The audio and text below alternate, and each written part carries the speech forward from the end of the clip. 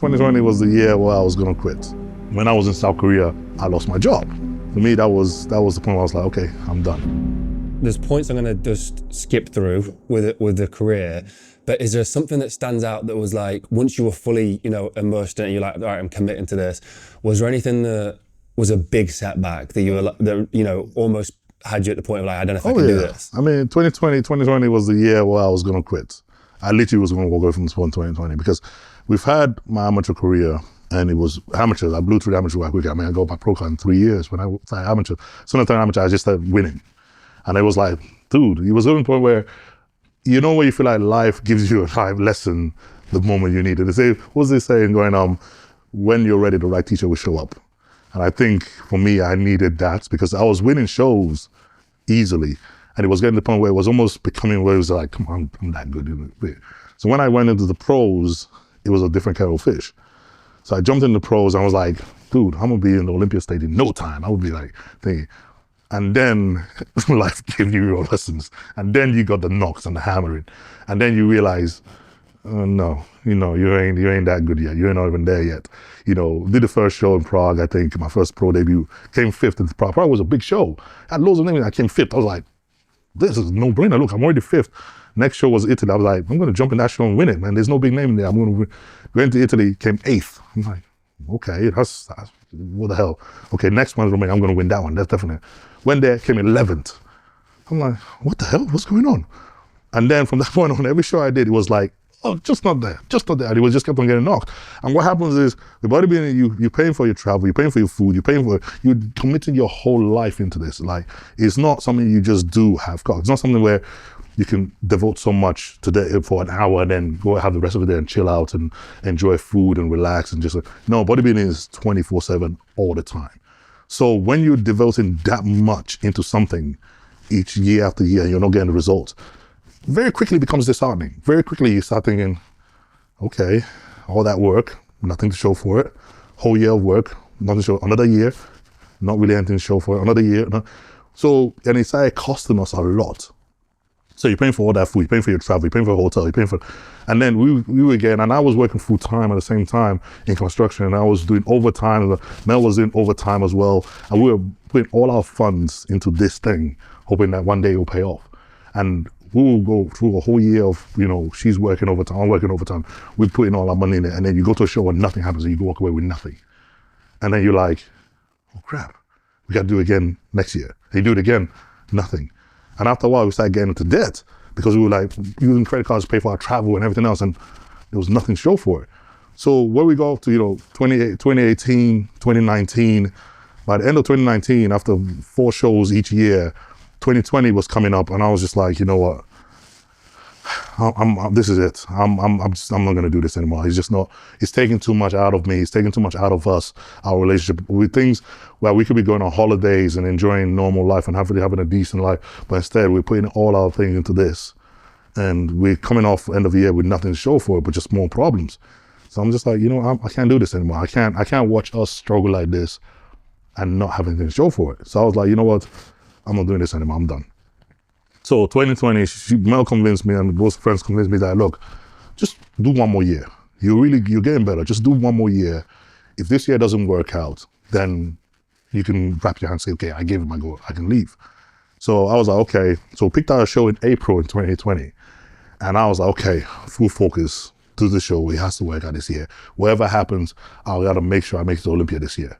If I make it to Olympia this year, if I win one show and make it to Olympia this year, one way or the other, at least I can say, okay, right, I did that at least. So I gotta make sure I do that.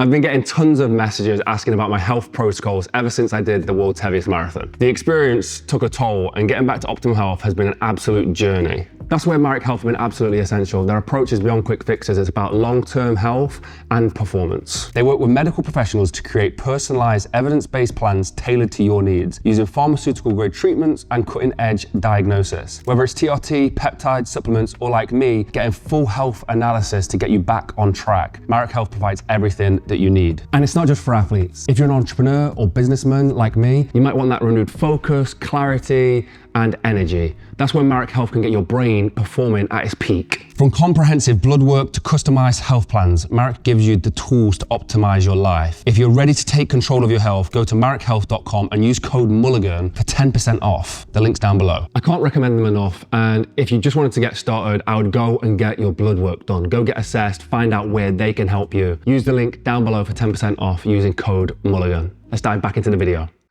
So we went 2020 going through, and then March, and hey, COVID hits. And everything ended. You know, all the shows were canceled, everything was canceled. And at that point, I was already in prep for the Arnold Brazil at the time. I was already 6 weeks out, and then it's like all stopped. So I was like, look, I said this was going to be my last year. What are you going to do now? So at the time, you know, being where I was like, well, it probably won't last too long.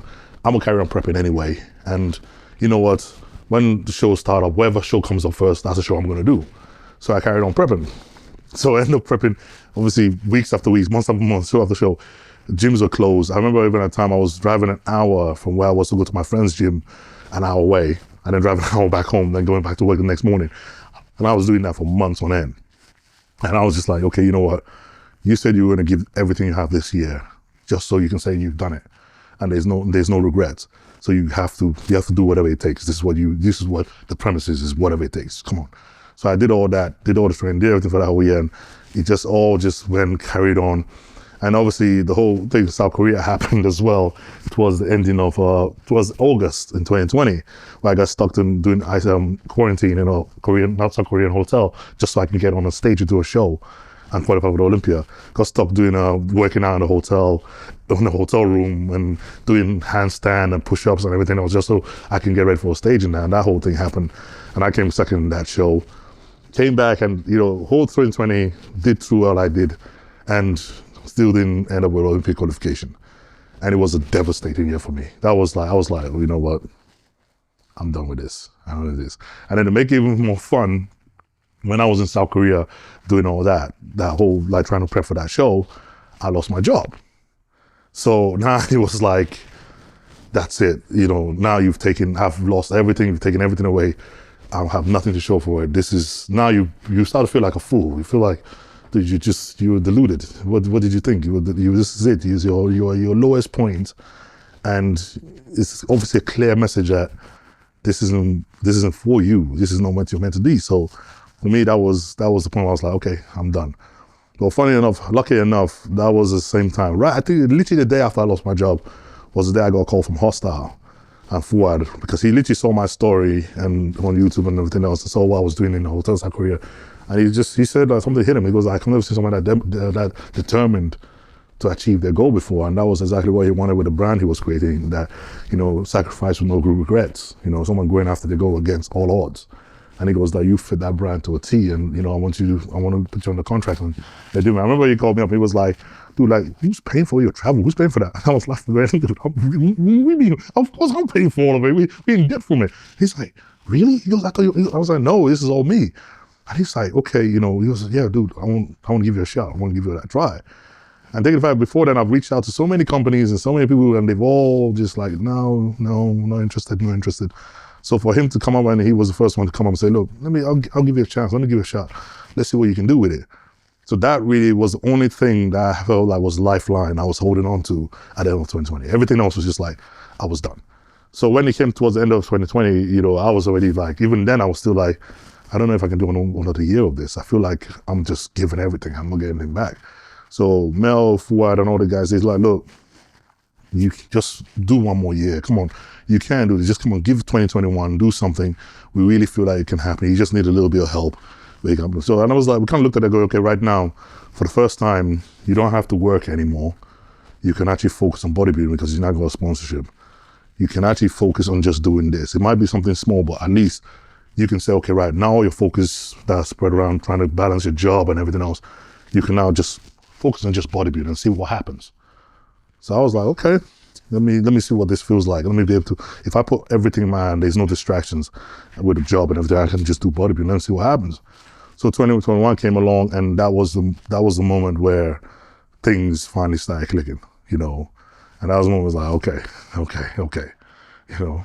You get one life. You only get the one. There's no reruns. There's no, well, I'll start again. No, you get this one. There will never be the right time to do something. You have to make that happen. You have to go in there, because a life going after a goal, whether you achieve it or not, is never a life wasted.